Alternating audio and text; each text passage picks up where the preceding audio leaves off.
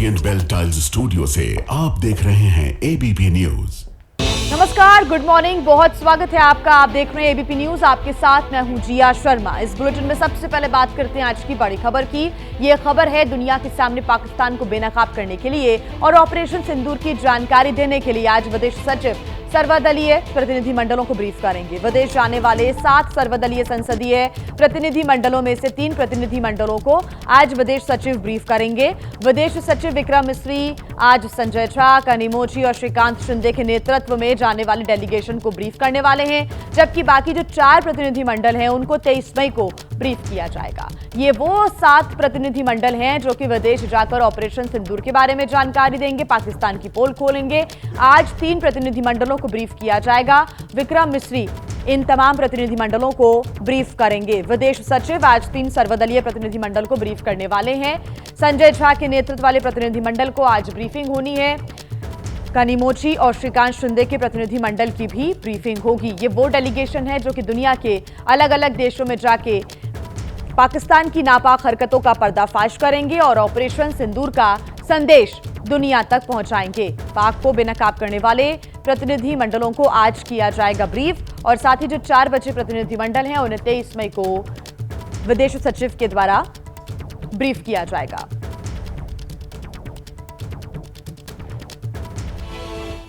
पाकिस्तान के खिलाफ विदेश जाने वाले सांसदों की डेलीगेशन से टीएमसी ने किनारा कर लिया है। पार्टी सांसद अभिषेक बनर्जी ने बीजेपी पर बड़ा आरोप लगाया, तो वहीं बीजेपी ने कहा कि देश की जीत पर कंफ्यूजन न फैलाएं। टीएमसी ने पहले पार्टी सांसद यूसुफ पठान को विदेशी डेलीगेशन का हिस्सा बनने से रोक दिया और अब पार्टी महासचिव अभिषेक बनर्जी कह रहे हैं कि टीएमसी से कौन जाएगा ये कोई और कैसे तय कर सकता है। तृणमूल से कौन जाएगा ये बीजेपी का लोग कैसे तय करेगा। तृणमूल से कौन जाएगा ये यूनियन गवर्नमेंट कैसे तय करेगा। They are elected on Trinamool symbol. वहीं पश्चिम बंगाल की मुख्यमंत्री ममता बनर्जी ने कहा कि सरकार अपने हिसाब से नाम तय नहीं कर सकती। They cannot decide the members' name from their own. It is not their choice. It is the choice of the party. If they request me to send someone, we will decide the name and we will tell them. BJP ने अभिषेक बनर्जी के बयान को लेकर TMC पर निशाना भी साधा है। ममता बनर्जी के जो कंपनी है उसका चेयरमैन का नाम ममता और उनका मैनेजिंग डायरेक्टर का नाम है Abhishek Banerjee. His only identity is nephew of the CM. TMC भले ही कह रही हो कि आतंकवाद के मुद्दे पर वो केंद्र सरकार के साथ है, लेकिन डेलीगेशन को लेकर सियासत जारी है। और इस बीच सीजफायर और अमेरिकी मध्यस्थता के सवालों पर सरकार की तरफ से दो टूक जवाब दिया गया है। विदेश सचिव विक्रम मिस्री ने विदेश मामलों की संसदीय स्थायी समिति के सामने कई बड़ी बातें कही हैं। सूत्रों के अनुसार उन्होंने कहा है कि युद्ध विराम में अमेरिकी राष्ट्रपति डोनाल्ड ट्रंप की कोई भूमिका नहीं थी। उन्होंने भारत से बिना पूछे सोशल मीडिया पर जानकारी साझा कर दी और बीच में कूद पड़े। विदेश सचिव ने बताया कि ये भारत और पाकिस्तान का द्विपक्षीय मसला था और उसी तरीके से युद्ध विराम का फैसला भी हुआ है। सवाल लगातार ये उठाए जा रहे थे कि ट्रंप आखिर बीच में कहां से आ गए, तो ये सवाल जब विक्रम मिस्री से भी किया गया तो उन्होंने कहा कि द्विपक्षीय फैसला था, बातचीत के बाद ये फैसला लिया गया। हालांकि ट्रंप कहां से बीच में आ गए और कैसे बिना जानकारी के उन्होंने सोशल मीडिया पर ये दावा कर दिया, और ऐसे में ये विदेश सचिव की तरफ से अब जानकारी सामने आई है कि पाकिस्तान और भारत का ये द्विपक्षीय मसला था, उसी तरीके से युद्ध विराम का फैसला हुआ है। ट्रंप बीच में कूद पड़े और बिना पूछे ही उन्होंने सोशल मीडिया पर जानकारी भी युद्ध विराम की साझा कर दी, क्योंकि लगातार विपक्ष की तरफ से ये सवाल खड़े किए जा रहे थे कि आखिर क्यों डोनाल्ड ट्रंप की तरफ से सबसे पहले ये जानकारी साझा की गई और सबसे आखिर में भारत की तरफ से ये कहा गया कि युद्ध विराम हुआ है, सीजफायर हुआ है। लेकिन जो ऑपरेशन सिंदूर है वो अभी भी जारी है और जो भी आतंकवादी घटना को लेकर आगे कोई भी तस्वीर सामने आती तो ऐसे में उसको एक्ट ऑफ वॉर ही माना जाएगा और भारत ऑपरेशन सिंदूर के तहत आतंकियों का खात्मा करता रहेगा। और आइए आगे बढ़ते हुए अब आपको दिखा देते हैं एलओसी से एक्सक्लूसिव रिपोर्ट। उस जगह से रिपोर्ट जहां ऑपरेशन सिंदूर के दौरान पाकिस्तानी आतंकियों के टेरर कैंप उड़ाए गए, पाकिस्तानी फौज की पोस्ट को तबाह किया गया।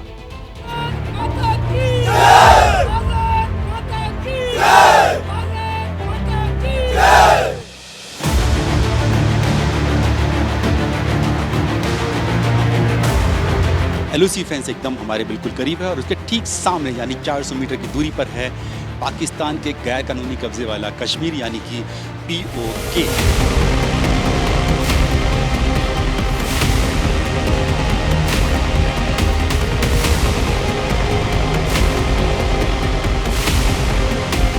ये एक फॉरवर्ड पोस्ट है जहां पर वो लगातार नजर रख रहे हैं POK की तरफ यानी पाकिस्तान के कब्जे वाले कश्मीर पर।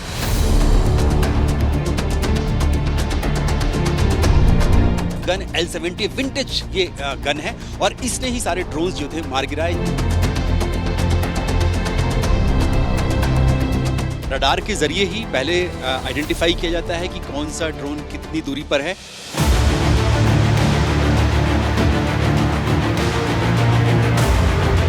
गन्स यहाँ पर लगी हुई है जिन्होंने यहाँ से पाकिस्तान के खिलाफ ये तोप से जो गोले दागे थे, ये अलग अलग तरीके की तोप हैं जो कि इस भारतीय सेना के रेजिमेंट में है।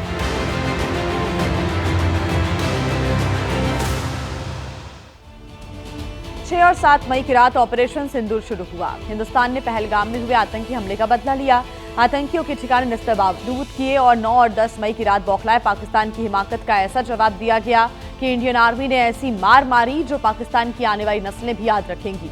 और एबीपी न्यूज उस जगह पर भी पहुंचा जहां से पाकिस्तान को ऐसा बारूदी जवाब दिया गया, उन रणबांकुरों से मिला जिनकी बदौलत हम और आप चैन की नींद सो पाते हैं।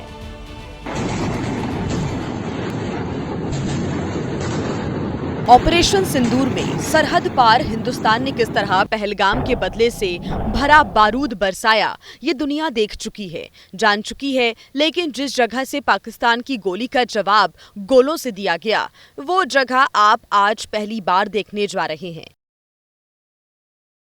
एबीपी न्यूज की टीम भारतीय सेना की उन फॉरवर्ड पोस्ट पर पहुंची जहां से POK में टेरर कैंप और उन्हें चलाने वाली पाकिस्तान की फौजी चौकियों को निस्तेनाबूद किया गया। भले ही भारत और पाकिस्तान के बीच सीज फायर हो गया है, लेकिन कायर पाकिस्तान कब बुजदिली दिखाते हुए फायर कर दे किसी को नहीं पता। यही वजह है कि फॉरवर्ड लोकेशन पर पहुंचने से पहले एबीपी न्यूज की टीम को सेना ने बुलेट प्रूफ जैकेट और हेलमेट पहनने के लिए दिया। एबीपी न्यूज इस वक्त पहुंच चुका है LOC पर जहां पर भारत ने ऑपरेशन सिंदूर लॉन्च किया। पाकिस्तान के खिलाफ पाकिस्तान के जो आतंकी कैंप थे, लश्कर तैयबा के कैंप थे, टेरर लॉन्च पैड से और पाकिस्तानी सेना के जो सीज फायर वायलेशन यानी युद्ध विराम उल्लंघन हुआ था, उसके खिलाफ जो कार्रवाई की भारतीय सेना ने, अटैक किया। तो यहाँ हम जब पहुँचे हैं तो यहाँ पर आर्टिलरी जो रेजिमेंट है भारतीय सेना की LOC पर, जिसने एक के बाद एक इतने धावे बोले पाकिस्तानी सेना पर, यानी कि उनके ऊपर इतने गोले दागे कि पाकिस्तानी सेना ने अपना दम भी तोड़ दिया। इस वक्त हम हैं कुपवाड़ा सेक्टर में हैं जहाँ पर जो भारतीय सेना है उसकी जो आर्टिलरी रेजिमेंट है उसकी यहाँ पर ये दिखे, इसी तरह से ये सारी गन्स यहाँ पर लगी हुई है जिन्होंने यहाँ से पाकिस्तान के खिलाफ ये तोप से जो गोले दागे थे, ये अलग अलग तरीके की तोप हैं जो कि इस भारतीय सेना की रेजिमेंट में है। यूं तो हमारे सैनिकों का जोश हमेशा हाई रहता है और तैयारी भी पूरी रहती है, लेकिन पाकिस्तान को एक बार फिर धूल चटाने के बाद जोश और बढ़ गया है, साथ ही सतर्कता और तैयारी भी। भारतीय सेना की हर चौकी पर, अग्रिम चौकी पर, फॉरवर्ड पोस्ट पर, जहां पर भी LOC पर जाएंगे तो एक ही नारा लिखा हुआ है, आज मुकाबला होगा। आज मुकाबला इसलिए होगा क्योंकि ऑपरेशन सिंदूर अभी भी जारी है। भारतीय सेना ने सिर्फ पाकिस्तान के साथ 10 मई को अपनी जो फायरिंग थी उसको रोका था, यानी कि जो मिलिट्री टकराव था उस पर विराम लगाया था, लेकिन जो ऑपरेशन सिंदूर है वो अभी भी जारी है। सर्विलेंस अभी तक लगातार जारी है। भारतीय सेना की जितनी भी तोप हैं उनके मुंह सीधे LOC की तरफ खुले हुए हैं कि जैसे ही अगर पाकिस्तान ने कोई हरकत की, हिमाकत की, तो उसको जो है यहीं पर मार गिराया जाएगा। और उसी के लिए ड्रिल जो है भारतीय सैनिक जो है वो आर्टिलरी रेजिमेंट है वो यहाँ पर इस जगह पर जहाँ अभी हम फॉरवर्ड लोकेशन पर LOC पर हैं, वहाँ पर वो ऐसी ही अपनी ड्रिल कर रहे हैं ताकि जैसे ही एक आदेश मिलेगा सेना की तरफ से, हेडक्वार्टर की तरफ से, सरकार की तरफ से, वैसे ही दुश्मन पर ठीक वैसे ही टूट पड़ना है जैसे कि कोई शिकारी अपने शिकार पर टूट।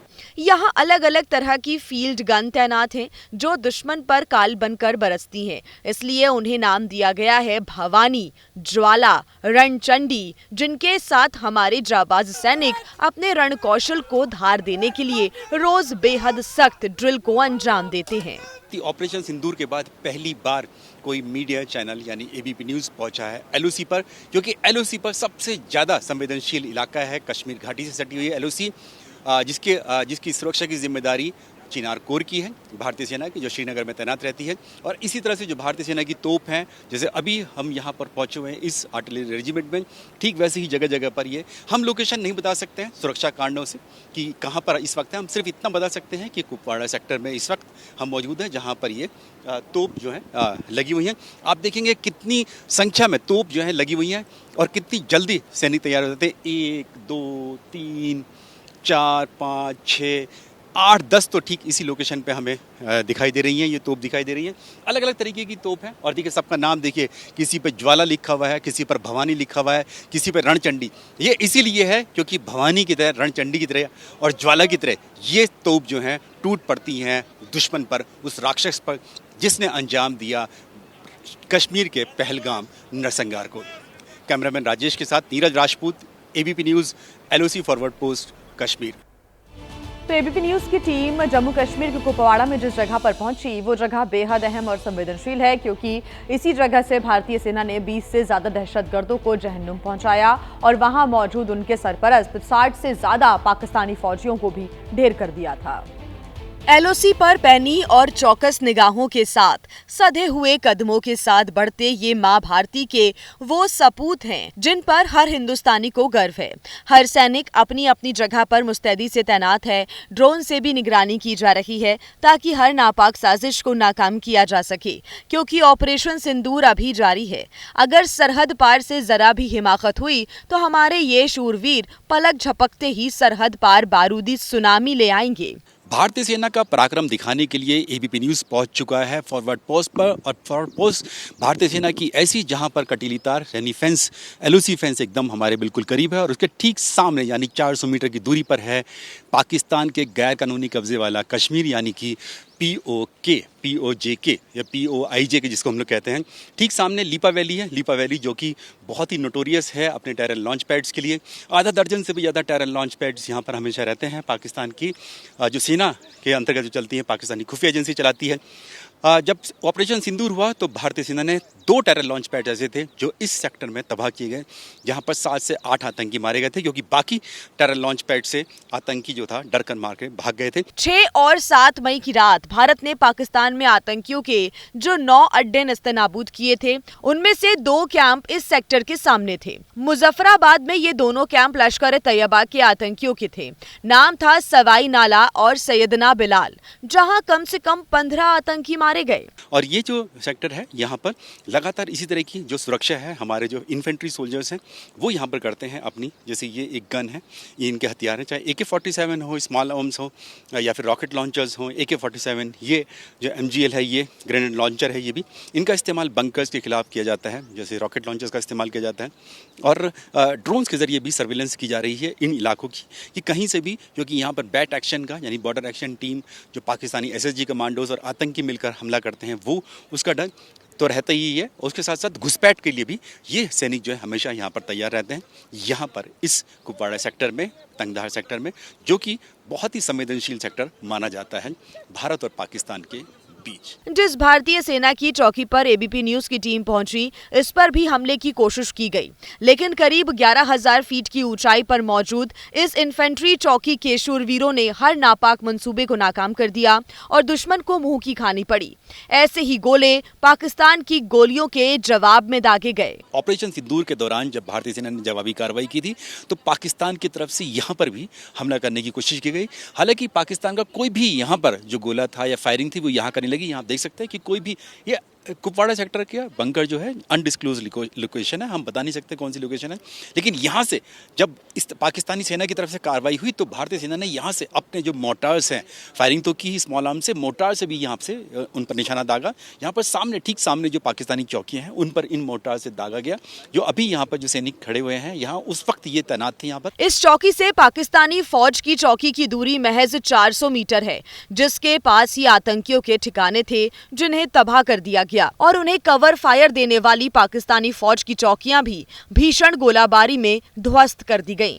इस वक्त हम भारतीय सेना के एक बंकर में है जो फॉरवर्ड पोस्ट पर है कुपवाड़ा सेक्टर में, और यहाँ इस बंकर में जो ठीक सामने, क्योंकि पीओके है, पाकिस्तान के गैर कानूनी कब्जे वाला कश्मीर है, तो यहाँ पर इस बंकर में जो 2 सैनिक हमेशा अपने हथियारों के साथ हमेशा तैयार रहते हैं, इसीलिए कि कहीं पाकिस्तान की तरफ से कोई हिमाकत ना हो जाए, क्योंकि ऑपरेशन सिंदूर में इसी पोस्ट से, इसी बंकर से भारतीय सेना ने जमकर जो है गोलाबारी की थी, पाकिस्तान की चौकियों पर की, उन्हें बर्बाद किया। पाकिस्तानी सेना को बहुत बड़ा नुकसान उठाना पड़ा। 64 सैनिक जो है पाकिस्तानी सेना के सिर्फ इस सेक्टर में, यानी कि जो कश्मीर से सटी हुई LOC है उसके ठीक सामने जो POK है, वहाँ पर जो पाकिस्तानी सेना की जो चौकियाँ हैं वहाँ पर 64 सैनिक मारे गए। 100 के करीब 96 तो गिनती हो चुकी है, 96 सैनिक घायल हुए थे पाकिस्तानी सेना के। यहाँ तक कि जो उनके ब्रिगेड हेडक्वार्टर पर भी यहाँ से हमला किया। हमारी सेना ने इस पोस्ट से पाकिस्तानी सेना के ब्रिगेड हेडक्वार्टर पर इतनी भीषण गोलाबारी की, पाकिस्तानी सेना के ब्रिगेडियर वहां से भाग खड़ा हुआ, एक मस्जिद में छिपकर अपनी जान बचाई, जिसका रेडियो मैसेज भारतीय सेना ने इंटरसेप्ट किया।